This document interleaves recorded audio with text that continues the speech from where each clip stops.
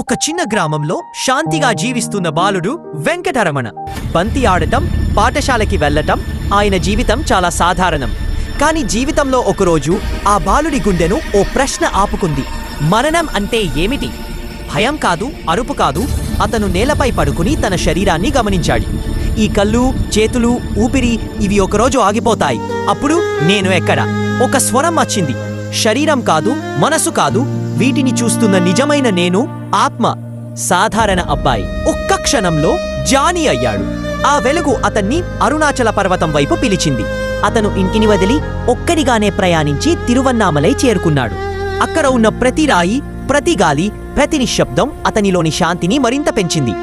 ఏ మాట లేకపోయినా ఆయన చుట్టూ వచ్చిన వారు తొలి చూపులోనే శాంతిని పొందేవారు. ఎవరు ఏ ప్రశ్న అడిగినా ఆయన కళ్ళు ఒక్కటే చెప్పేవి: ముందు నేను తెలుసుకో, నేను ఎవరు. అలా సాదాసీద బాలుడు భారత ఆధ్యాత్మిక ప్రపంచానికి ఎప్పటికీ నశించని దీపమయ్యాడు. భగవాన్ శ్రీ రమణ మహర్షి.